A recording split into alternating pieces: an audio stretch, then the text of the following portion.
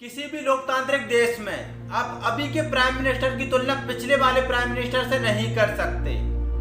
अगर आप मोदी जी की तुलना मनमोहन सिंह जी से करोगे तो फिर मनमोहन सिंह जी की तुलना नेहरू जी से करना पड़ेगी, और जब आप नेहरू जी की तुलना फिर आपको नेहरू जी की तुलना अंग्रेजों के शासनकाल से करना पड़ेगी, और जब आप नेहरू जी की तुलना अंग्रेजों के शासनकाल से कर ही रहे हो तो फिर अंग्रेजों की तुलना आपको राजा महाराजाओं के शासनकाल से करना पड़ेगी, और फिर इसी तरीके का ये सर्कल कभी खत्म ही नहीं होगा।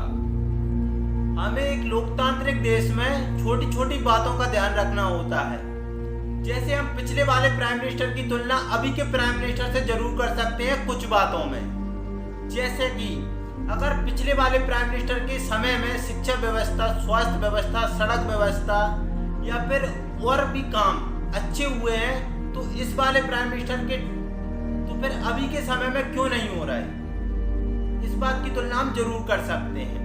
हाँ, हम कुछ बातों की तुलना जरूर कर सकते हैं कि जैसे कि 3 तलाक पहले भी हटाई जा सकती थी तो फिर उन्होंने हटाई क्यों नहीं, इस बात की तुलना जरूर कर सकते हैं। हम इस बात की तुलना कर सकते हैं कि जम्मू कश्मीर से धारा 370 जब मनमोहन सिंह सरकार हटा सकती थी तो उसने हटाई क्यों नहीं।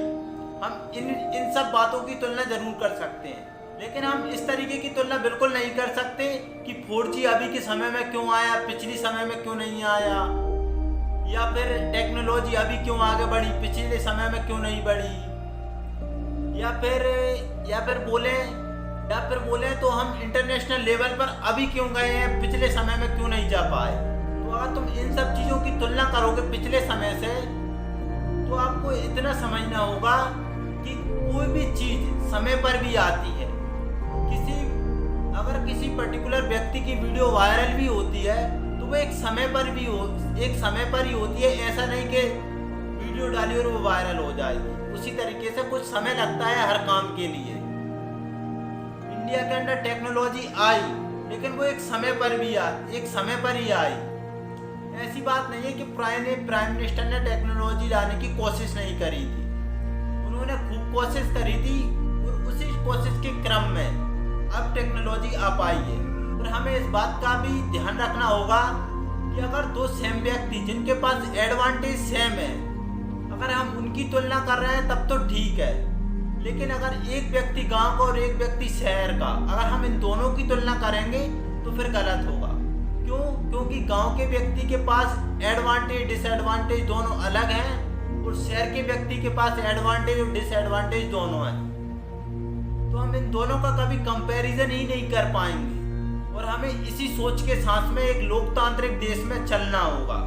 हमें एक लोकतांत्रिक देश में छोटे छोटे मुद्दों के ऊपर वोटिंग करनी होगी, ना कि कोई बड़े मुद्दे के ऊपर। जैसे कि एक नेता आता है आपके पास में और वो आपसे बोलता है कि मैं आपके स्वास्थ्य का ख्याल रखूंगा, आपके बच्चों को शिक्षा दूंगा, आपकी सुरक्षा की व्यवस्था की जाएगी, आपके घर बिजली, पानी, सड़क, इन सभी चीज़ों की व्यवस्था की जाएगी। और एक व्यक्ति आता जो आपसे कहता है कि मैं इंडिया को सुपर पावर बनाऊंगा, तो आप किसको वोट देना पसंद करोगे?